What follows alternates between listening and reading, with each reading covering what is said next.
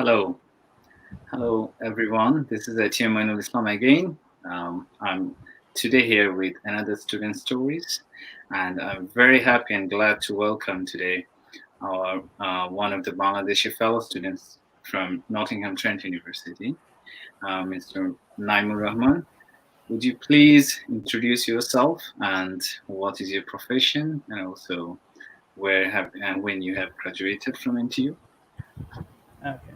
Uh, First of all, thank you for inviting me. My name is Muhammad Naimur Rahman, and I graduated with a Bachelor's of Law degree from the University of West of England back in 2015. Then I did a master's degree from Eastern University, Bangladesh, and I completed my bar professional training course recently in 2019 from the Nottingham Trent University. I was called to the bar in July 2019 from the Yeah. Honourable Society of Lincoln's Inn.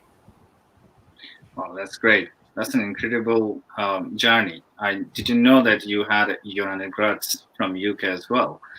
That's the new thing I just learned. Nice. Well, basically, we would like to know more about your like bar professional training journey and about why this bar professional training course or barrister becoming a barrister is very famous in Bangladesh. I mean, it's kind of like dreams for students who are studying law and maybe a family aspiration. But you are the student, you'll be able to tell us the story behind. Well, this profession of barristers or this title of barrister has been revered in the Indian subcontinent for a long time, mainly because when the Britishers were in the Indian subcontinent, most of the local leaders of the Indian subcontinent, you can name them Jawaharlal Nehru, Yeah, Mahatma Gandhi, uh, Jinnah, Muhammad they were all Ali. barristers. Muhammad Ali Yeah, Jinnah, they were all barristers. And even after the partition of India and Pakistan, barristers tended to be the famous profession of the Indian subcontinent, of both India and Pakistan. And when Bangladesh liberated from Pakistan, this continued.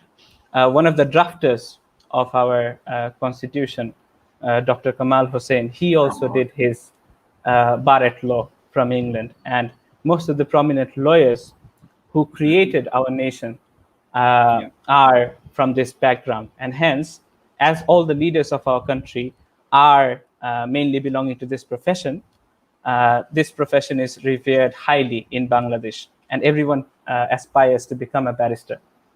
yeah, that's great.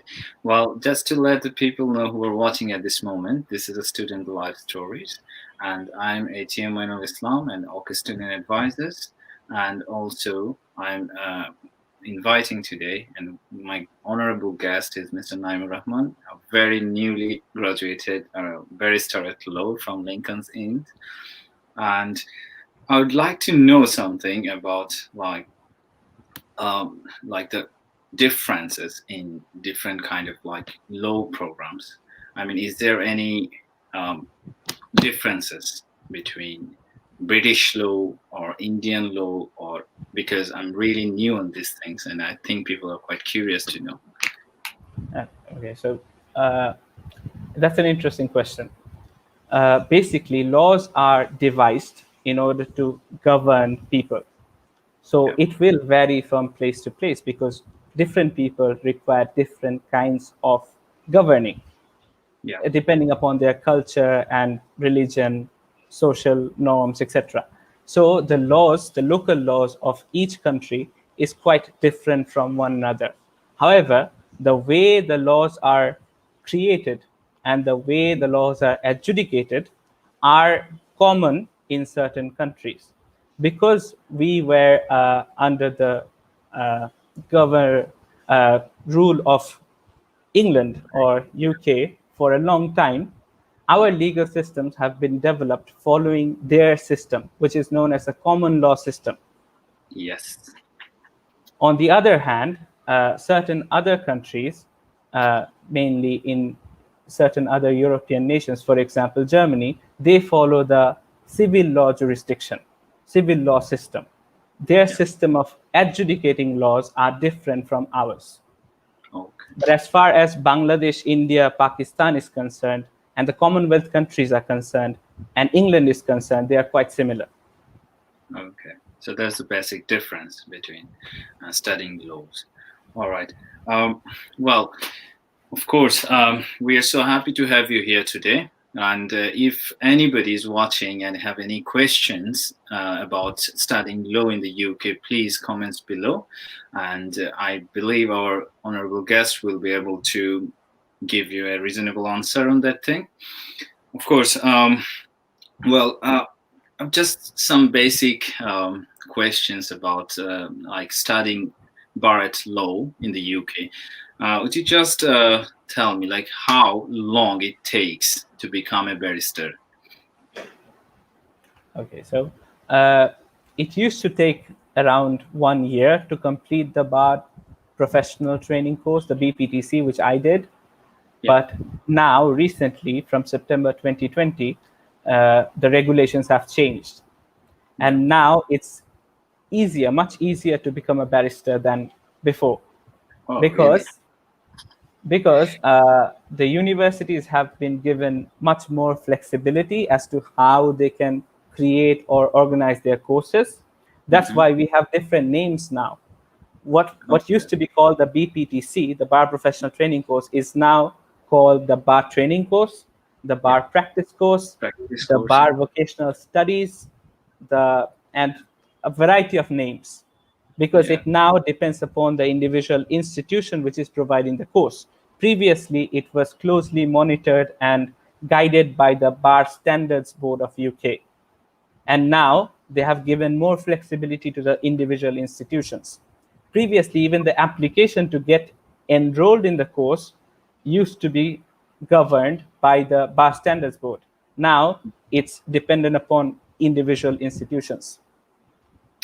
Wow. So, Yeah. so the Please. courses and the courses length will vary from now on.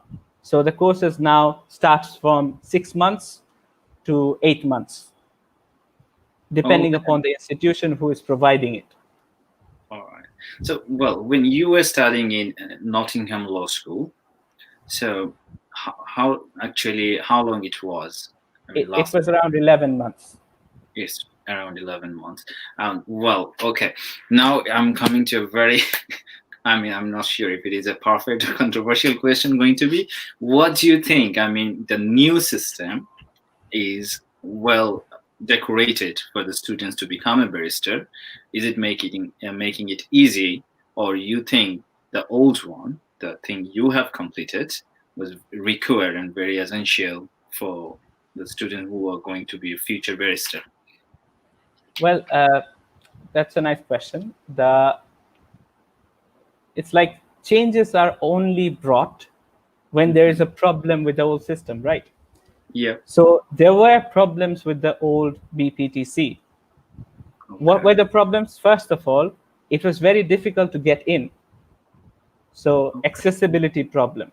And the second problem was it was very costly. Courses in London would cost anywhere between £18,000 to £20,000 Yeah. for the course, 1 year course. So keeping these two problems in mind, the Bar Standards Board decided to make it more accessible to students. So they have dropped the prices, and Okay. they have also made it easier for students to get into the course. Okay. Well, So so it's that now easier for students to become a barrister than all before. right. Well, so now I just want to know a bit more clarification on like the entry requirements. Like when you actually applied in NTU, I mean Nottingham Law School, what was the requirements and how it is now, and actually how it has changed now? Do you have any idea?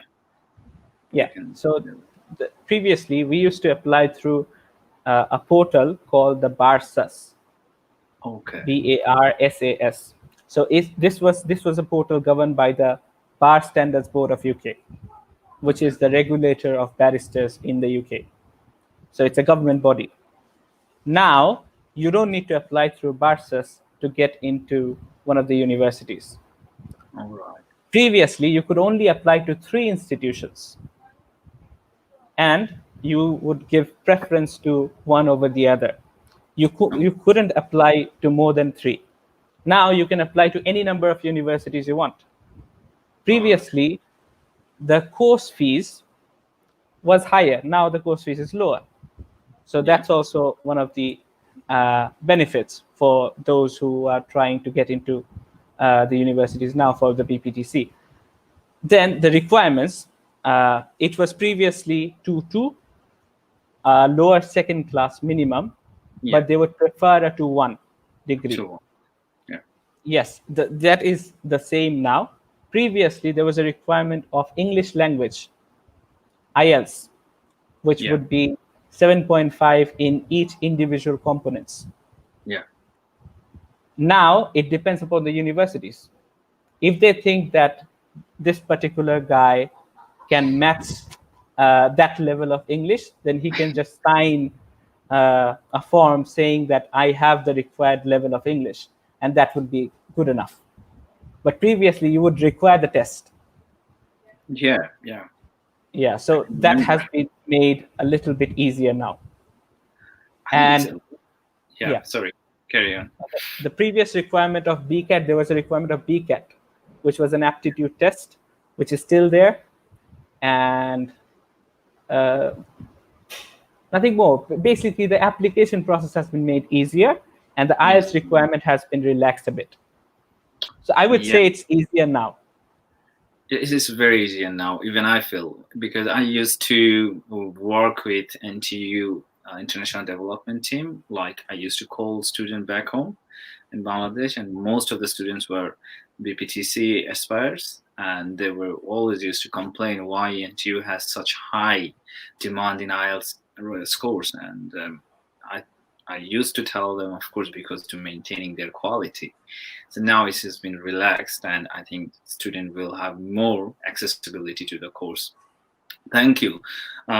Of course, who are watching us at this moment, this is HM Mainul Islam, and today I'm with honorable guest, newly barrister. I mean, graduated as a barrister at law from NTU and also Lincoln's Inn Bar.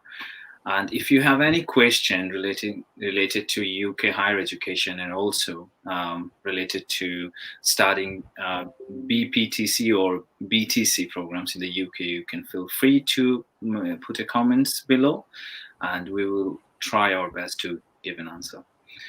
Of course, and well, the application process, you have explained it quite well already. So is this like the normal process we normally do for the undergrads or postgrads application in the UK, or uh, it's now, you said it's a bit relaxed now, it has changed a bit, but is it still you have to go through with a different portal than the regular one, or No, previously you had the portal. Now you don't have the portal. So now it's more similar to the undergrad or the LLM or the master's program applications. okay? Okay, good. And it's definitely going to be easier to get in. Of course, one more question. When it comes to the cost of the study, education, becoming a barrister is really a prestigious thing, and also is kind of like back home, it's kind of family aspiration as well, to having one of their sons or daughter to be a barrister. So how much it approximately costs, I mean, studying as a barrister in the UK? So previously there was a range. So it would be anything between £12,000 to 19 to £20,000. So those universities which are in London would charge higher than those outside. And now it's more linear, because now it's anything between £11,000 and £12,000 approximately. So it's like 11, 12, whatever you Or charge. it's So it's been not, reduced yeah, quite a lot. Yeah. yeah. Okay. Cool. Now, here I'm quite curious to know about the, what do you call, the different bars in the UK. If I'm not wrong, there might be 4 of them. Yeah. They are How it not called bars, actually they're works? called inns of Ins. courts. Sorry. Yeah. Yeah. So how it actually works? I am so curious because you studied in NTU, but you received it from Lincoln's Inn. So could you So just basically, those who want to become a barrister has to be called through one of the inns of courts. And there are 4 inns of courts in England, yeah, which are the Lincoln's Inn, the yeah, Gray's Inn, the yeah. Middle Temple, and the Inner Temple. Now, they have been given the authority to call people to the bar. Without Oh, them, no one can be called to the bar. They are basically like associations of barristers. all right. So they're like clubs. Clubs. Okay. So they're like football clubs. Manchester United uh, and Barcelona, Yeah. then you have Dortmund, etc., etc. So they are like clubs. So Okay. when you get associated with one of the clubs, so you reflect them, and All they right. reflect you. So, for example, the Lincoln's Inn is the oldest inn amongst the In. 4. So it's Okay. very prestigious for us to be part of Lincoln's Inn. Also because most of the political leaders of our subcontinent also belong to the Lincoln's Inn. Oh, that's great. This has a So legacy. yeah. Yeah. So So of course, basically their job is to call people to the bar and yeah. make them part of that association or that club. Okay. So is there any like it's a follow-up question. Like is there any cap in the number of how many students every year or each year will be awarded as bar at law or will get a call from the inns? There are no caps per se, but uh, I think it's automatically capped Oh, because not all people who sit the bar exams in the first sitting passes it. So automatically, the number of students who sat for the BPTC or who got enrolled in the BPTC for a particular year would mhm. pass in the calling year. Okay. So it's like it's not capped officially, but But automatically, because people don't get to pass the course so easily, there is a cap automatically. okay, okay. Systematic cap. All right. Systematic cap, yeah. All right, that's cool. Well, those who are watching us right now, just to let them know, this is ATM Mainul Islam, an Student Advisor. Today I'm here with one of our freshly graduated barrister, Mr. Naimur Rahman. He's currently working in Bangladesh, and I'm here with him discussing about the processes and the journey he had made to become a barrister in the UK. If you have any question related to studying BPTC or law in the UK, you can feel free to put a comments below. Naimur Bhai, um, one more thing. When it comes about like calls, then it comes with like the scholarships. I Yeah. was looking into the website to find out if I mean BPTC courses or maybe any of the INS actually offers any kind of scholarship. I found few, and I'm not really sure how those things actually works. You've been through the process. Would you just share your experience on getting a scholarship while you're Okay. studying? So previously, the number of scholarships were quite limited for the Yeah. BPTC. Mm-hmm. Mainly, the inns of courts only provided the scholarships. So INS, the of course. 4 inns, they would provide the scholarship for the course and nobody else initially. But later on, uh, providers started uh, joining the club, and Okay. they also provided scholarships, but they are not full scholarships. They were partial scholarships. So, for Cautious. example, I got a scholarship from NTU, the Dean's Academic Scholarship, the Dean's Scholarship for Academic Excellence. Yeah. So that was a partial scholarship for the BPTC. But now what has happened is because the providers are getting more flexibility, Mm-hmm. they are offering more scholarships. So I know for example, City University, they Mm-hmm. provide a full tuition fee scholarship for their BVS, the Bar Vocational Studies now. Okay. So So the number of scholarships have increased increase now. All increased right. now. So we got a question here. Someone is asking, like, is BPTC is different from law? I mean, law studies like LLB or LLM. Okay. It's not the question on the screen, right? No, not in the question No, right no. now. Okay. Okay. Try. So how is it different from law? BPTC is a professional course. So in this course, you are taught what you do in practice. So how do you deal with a case? When you get the papers, what do you do with that? Yeah. How do you talk to a client? Yeah. What are the things that your client needs to do? Or what are the things that you need to tell your clients? How do you behave with the court? What are the ethical considerations that you need to keep in your mind when you're taking a case? And how do you draft the papers that you are supposed to submit to the court? You learn all of these things in this professional course. You don't learn these things in the law degree that is traditionally given, because a law degree is for everyone, not for professionals only. A person can graduate with an LLB and not do law at all. So Good. a law degree is an academic theoretical degree where you are taught what the laws are and how you can apply the laws to the facts. But in the BPTC, you're told or you're taught what the practical consequences of those laws are and how do you apply those laws in court. Great. Great. Thank you. Well, there's another thing. It's actually what comes after. Like, as a barrister, the difference between a lawyer and a barrister. I mean, for the common people, we often mix those things up because it's all related to the court and judicial system. So, would you just give me a basic so description of this? So basically, there are lots of terminology when it comes to describing the profession of lawyers. Now, whoever has a law degree is called a lawyer. So it doesn't matter whether he practices law or not, but he has studied law, that means he's a lawyer. Yeah. Then you have three pathways in England. You have three pathways. You can either go through SILEX, Chartered Institute of Legal Executives, and become a company secretary, a legal secretary. Okay. Or you can do the bar, the BPTC, and become a barrister.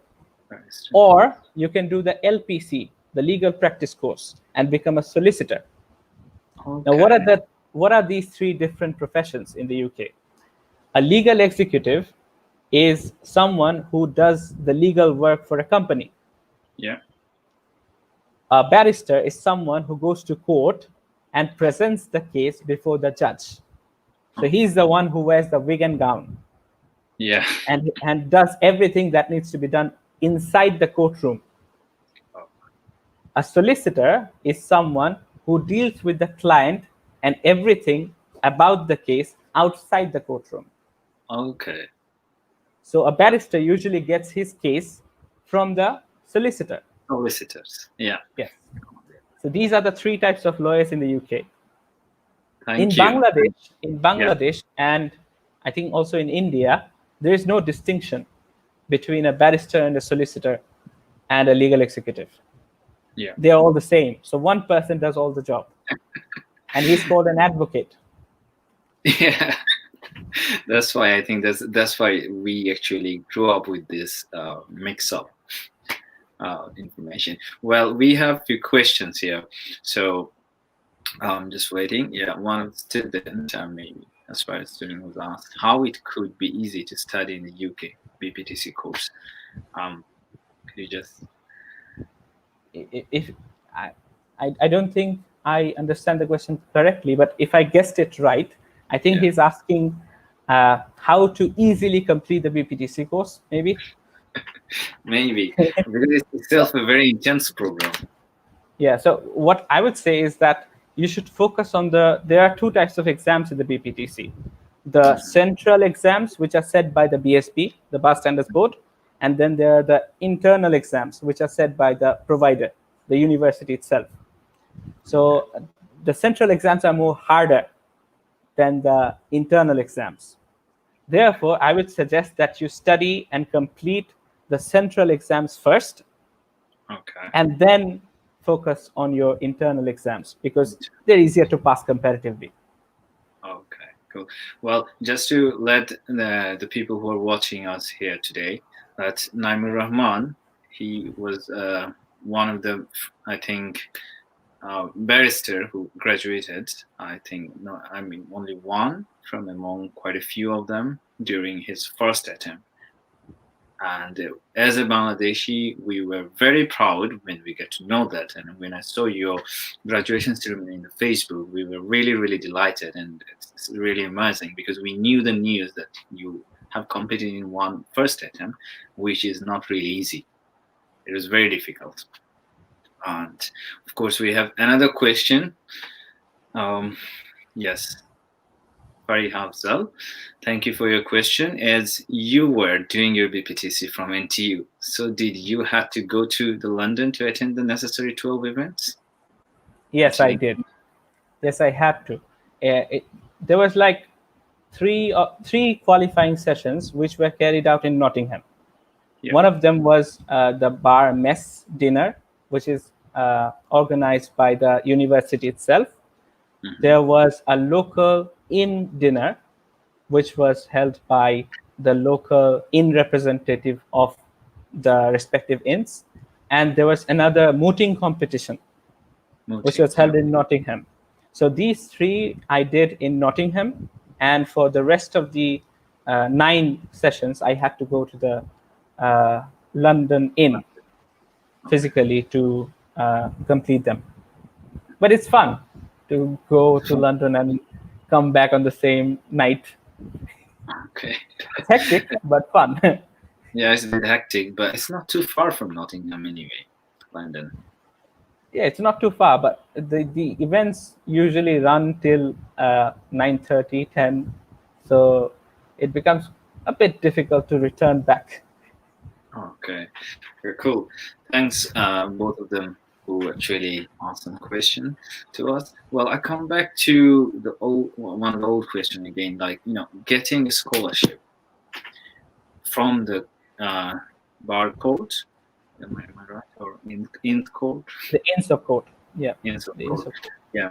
Well, how? I mean, I think it's very sophisticated and very, very difficult to actually getting selected for the scholarships and stuff. But would you give us some suggest, like how can the student actually approach? So you need to research the websites of the inns. So basically, the biggest inn amongst the 4 is the Lincoln's Inn. So they provide the most number of scholarships. And what you need to do is you need to go through the website, look at the various scholarships, apply for the scholarships. One of the problems for international students with regards to scholarships is that the inn requires you to declare that you intend to practice in the UK in order to apply for the scholarship. Mm-hmm. So if you don't intend to practice in the UK, you're not getting any scholarship from the inn. Wow, that's the dilemma. So that's a problem for people like us. Yeah. But Because if you do intend to practice in the UK, go ahead, declare that and try your luck. all right. That's good.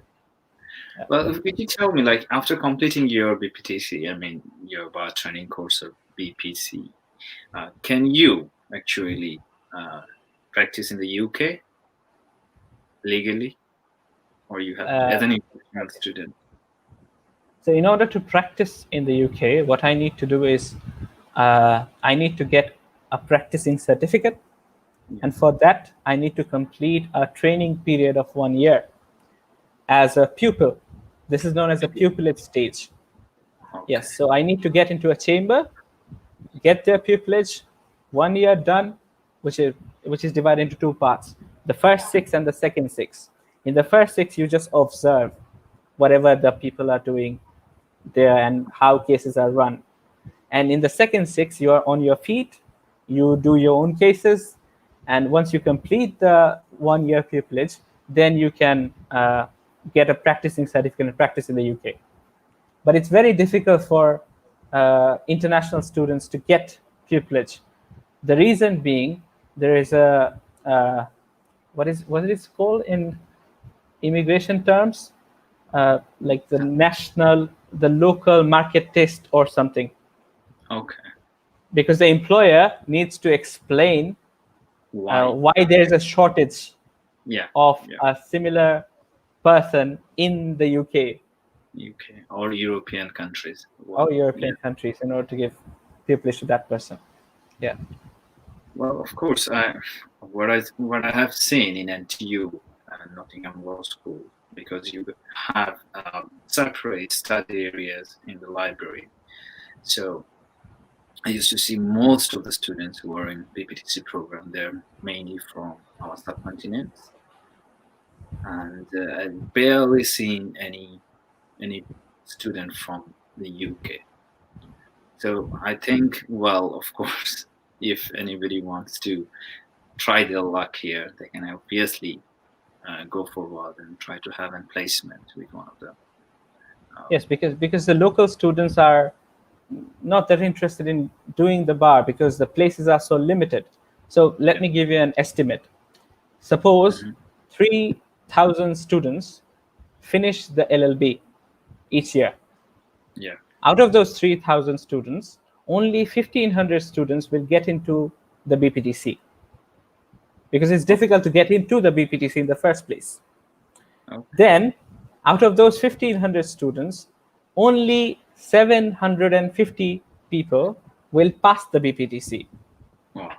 Out of those 750 people, there are around only 300 places of pupillage available.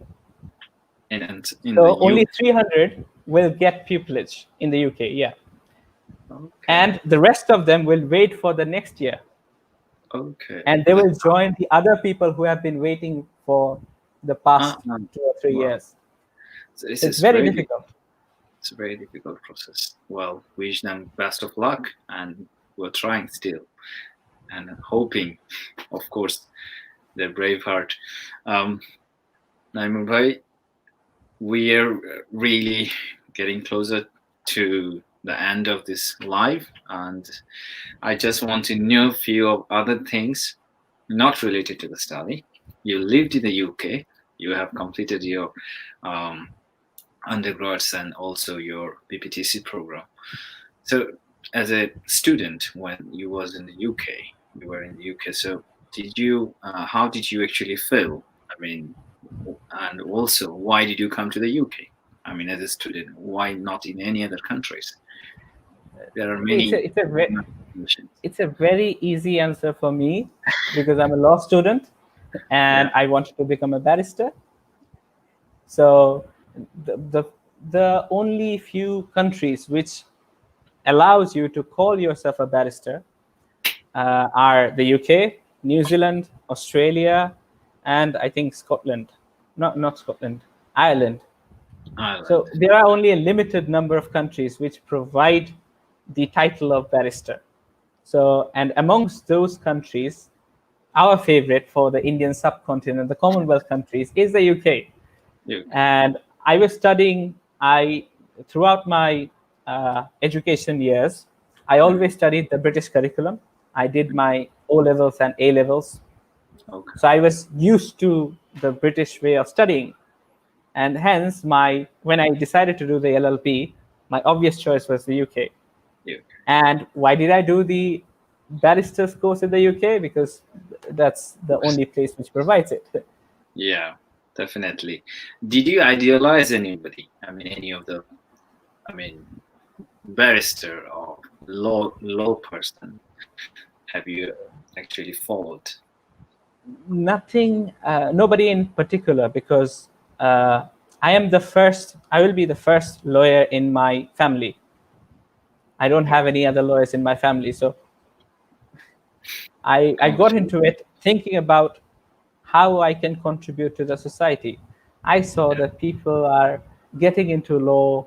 They are getting both fame, they are getting power, they are getting money. Money. Yeah. So that's a profession that I want. So let's Yeah. get into Great. it.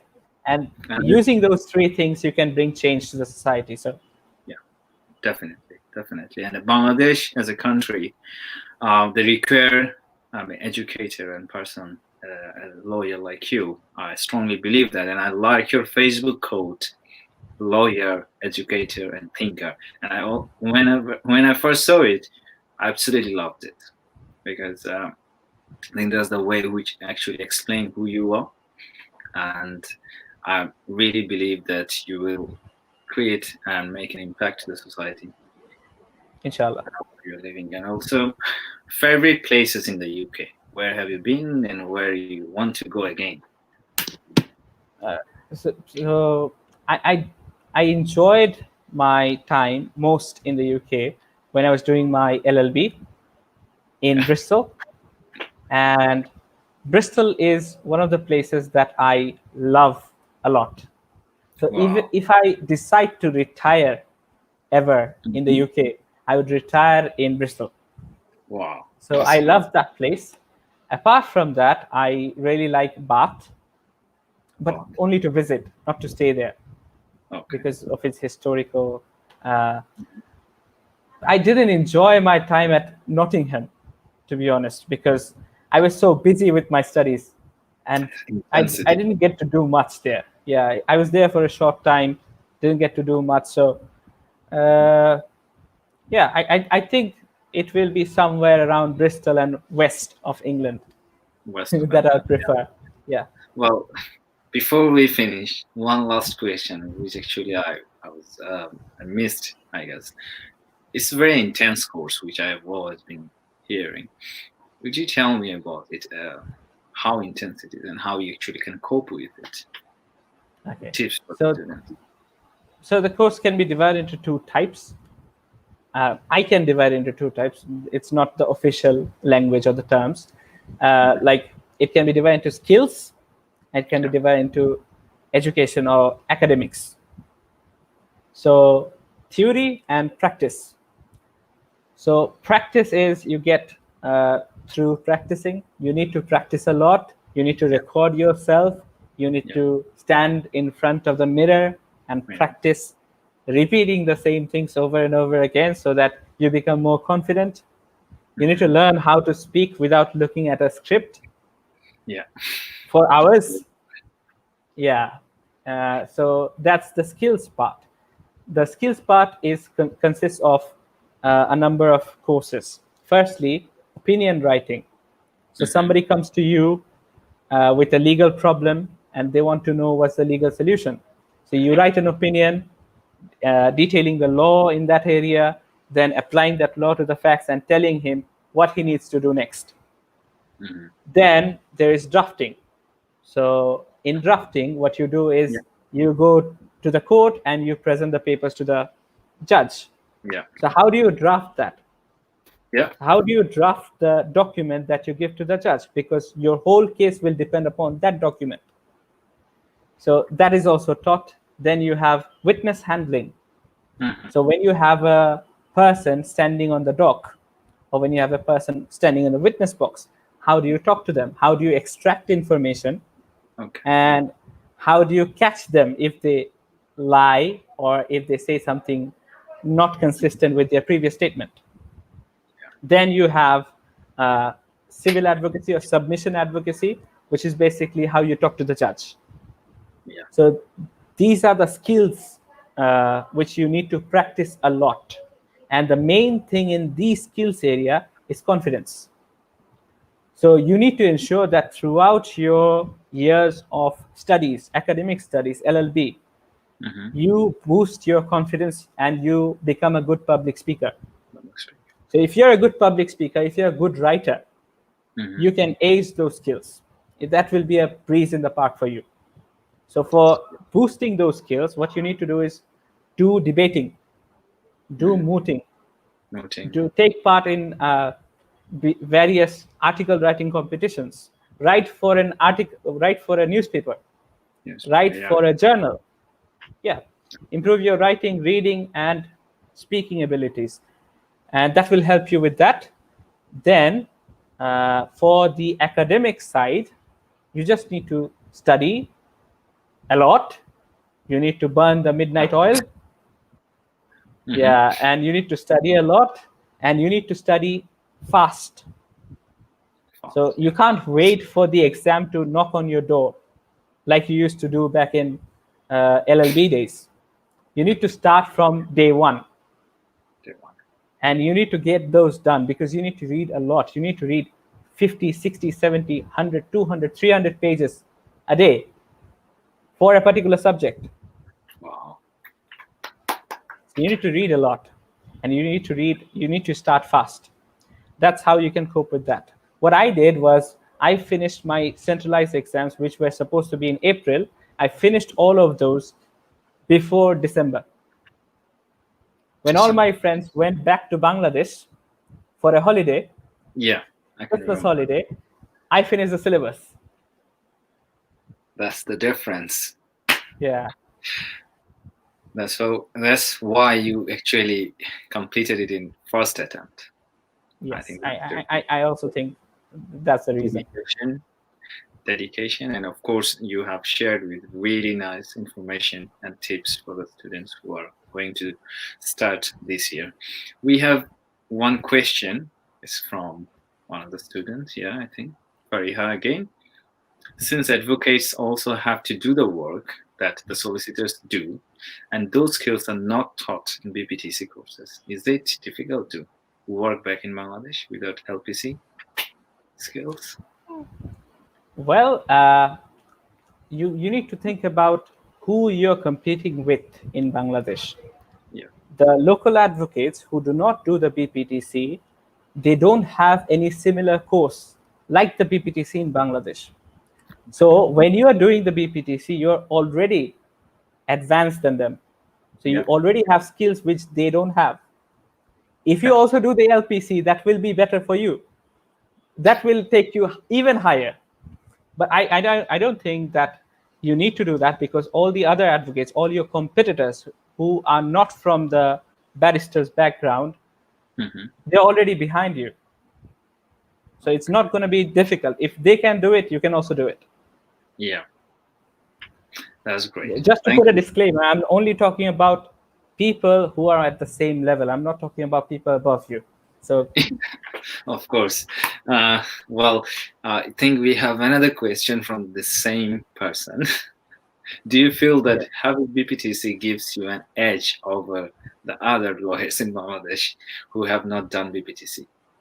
definitely, definitely, because we are taught exactly what to do in a court, which the people who have not done the BPTC don't get to learn that, and they don't get to practice. The first time they handle a brief is when they get into practice and someone's money or someone's life is on the line, and Oh, that is going to be problematic for the client as well and also for your own reputation. But when you get to practice those cases, 10 of those cases in yeah. a course where you are assessed and when you are guided, supervised, then you know where you're going wrong. What is the thing that you're going wrong? Because in practice, when you go for the first time and make a submission before the judge will not tell you where you made the mistakes. The judge will only shout at you. But Yeah. in the course, the teachers are going to shout at you and also tell you where you have gone wrong and how you can improve it. So that's the difference. That's the edge. Thanks. Well, we had really good time talking to you about law and BPTC, and I believe personally I had a really good lesson. I mean, session today with you, knowing and learning about law and BPTC program, and also why and how it can be. It's very important and it can be very beneficial for who are actually studying this course. And now I'm a bit more curious to know about it. And thank you very much for your time. And obviously, if you ever visit UK, I would like to invite you to our OK student office. And would you like to say some words for the students who are going to start and also for us? before ending this talk? Of course. First of all, thank you so much for inviting me here again. It was a pleasure being here and talking to you about a subject that I'm so passionate about. Yeah. And to the students, I'll say, just if you want to become a barrister, if you really want to become a barrister, be dedicated, work hard, and you'll get there. But if you are not sure whether you want to become a barrister, don't do the BPTC. Don't waste your money. Yeah. So again, thank you so much for inviting me. Pleasure being here. Yeah, and thank you again. Inshallah, I'll see you when I'm in Bangladesh. Inshallah. We'll talk more about this over a cup of tea. Yeah, of course, definitely. Thank you. Thank you.